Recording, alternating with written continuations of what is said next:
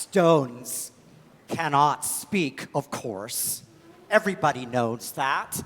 A stone cannot speak. But there is a children's book called If Stones Could Speak.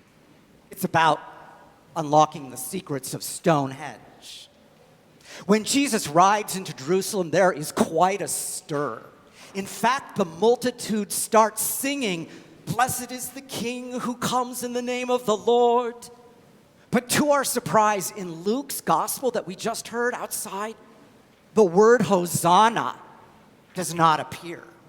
Instead, the crowd echoes the song of the angels at Jesus' birth. Peace in heaven and glory in the highest heaven. Shh. Some religious leaders tell Jesus to quiet the crowd because there could be a holy ruckus. It could turn into a political demonstration challenging the power of imperial Rome. But Jesus responds, "I tell you, if these were silent, the stones would shout." Stones. Earlier in Luke's gospel, John the Baptist said that God could raise up from stones children to Abraham. Jesus later points to the temple and said it would all be brought down stone upon stone. What do the stones cry out to us this Holy Week as we hear of rape and torture and indiscriminate killing in Ukraine? Or when the word of suicide, murder, or terminal illness reaches our ears? Do we lament? Or are we silent when there are no words for such evil, no words for such sorrow? Dear friends, as we listen now to the Passion according to Luke, as we gather throughout this week for the most holy rituals of our faith, we are brought face to face to what one theologian calls the real world of terror and beauty. What we know in the world and in our lives, both sides of being human, terror and beauty. By attending to both, we remain grounded as finite, embodied, earthy, and vulnerable beings. We've raised our branches and waved them. We have shouted Hosanna. The stones now cry out to us. Listen to the story. Let it move you. Let it change you. Let it renew your faith. Follow all the way to the cross, for from our cold, stony hearts, God will bring resurrection.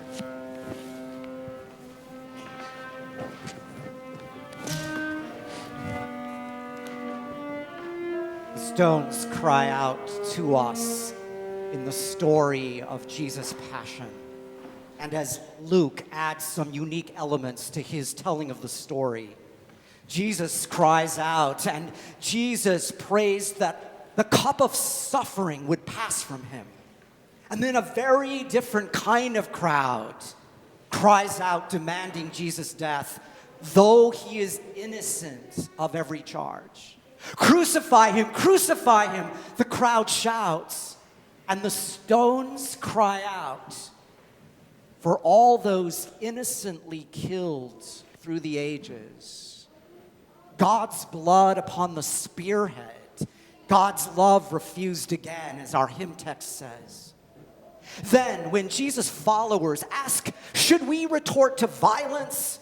Someone strikes the ear of the slave of the high priest, cuts off his ear, and Jesus responds, "No more of this," and offers the man healing. And the stones cry out. Now listen for what will come in the final section.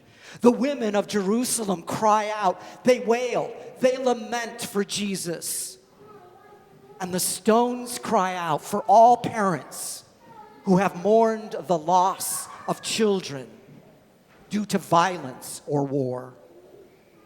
And they crucify Jesus. And in return, what does he do? He says, "Father, forgive them. They do not know what they're doing."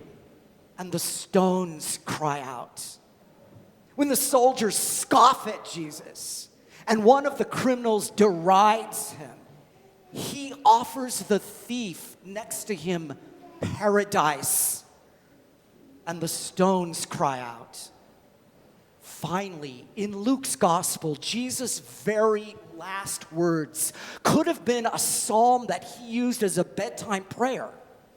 Into your hands, Lord, I commend my spirit.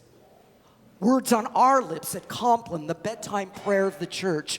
Words that we might pray for a good death. And the stones cry out. The stones cry out that loss is lifted high, that love triumphs, that life is stronger than death. May this be our passion as well.